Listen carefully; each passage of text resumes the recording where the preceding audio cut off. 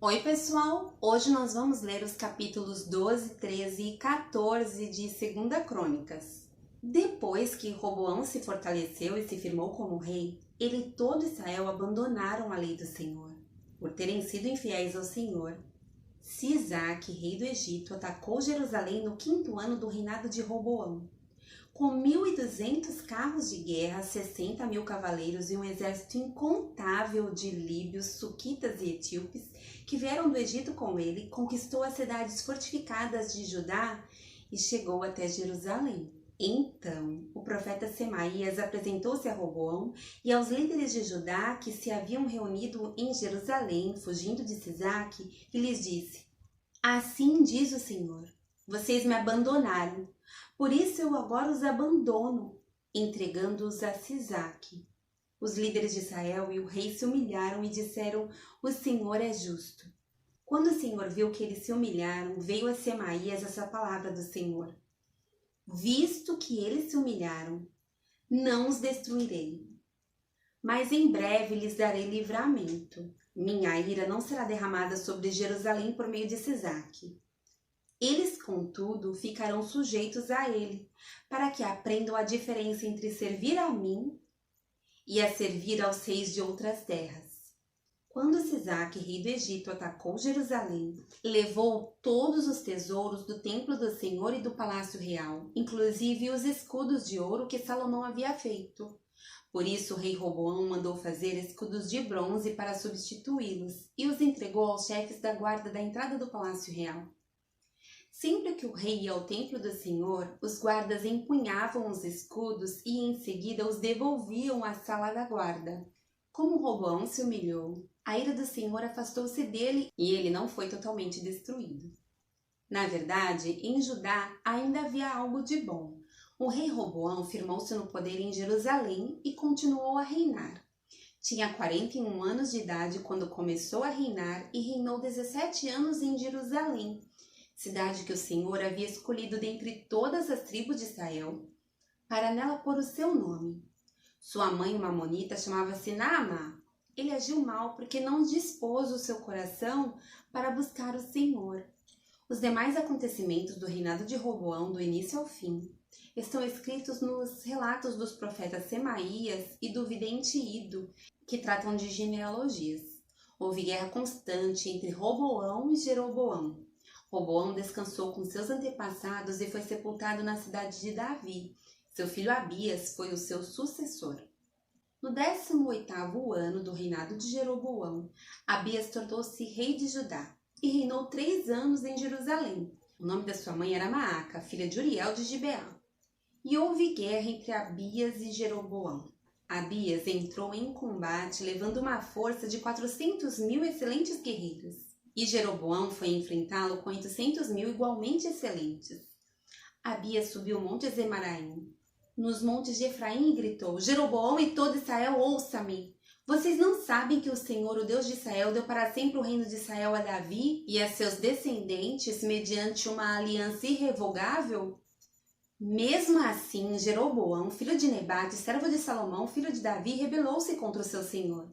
Alguns homens vadios e imprestáveis juntaram-se a ele e opuseram-se a Roboão, filho de Salomão, quando ainda era jovem, indeciso, incapaz de oferecer-lhes resistência.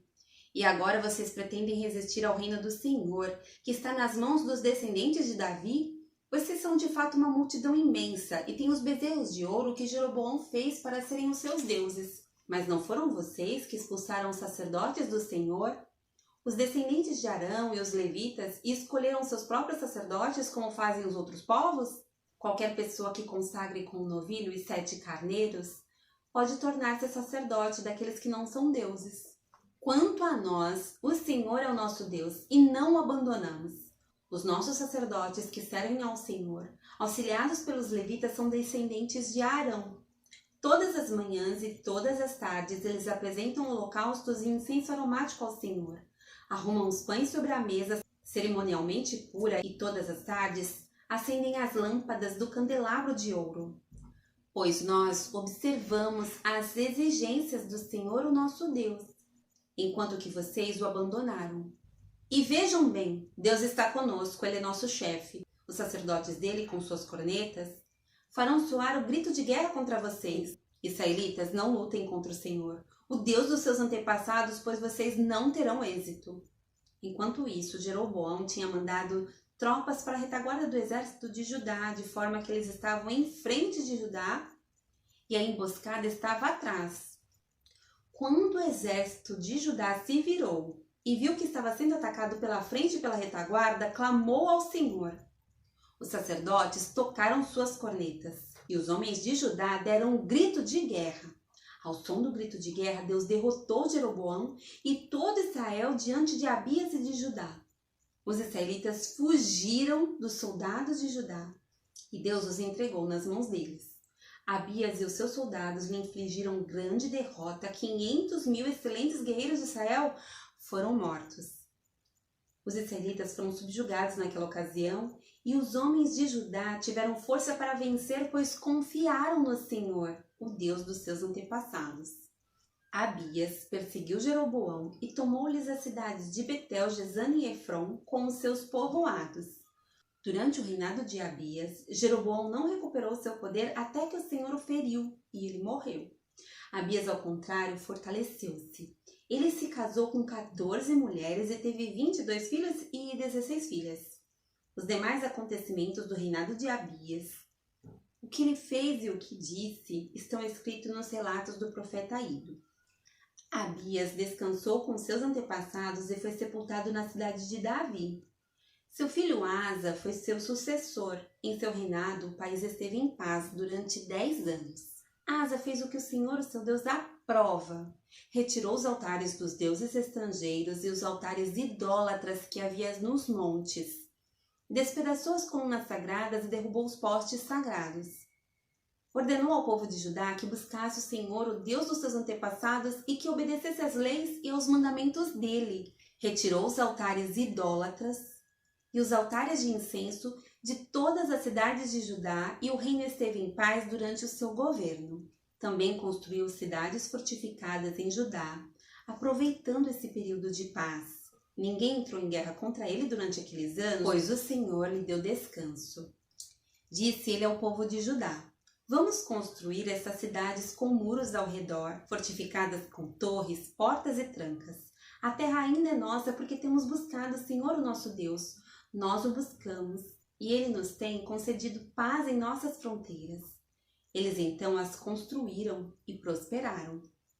Asa tinha um exército de 300.000 homens de Judá, equipados com escudos grandes e lanças, e 280.000 de Benjamim, armados com escudos pequenos e arcos.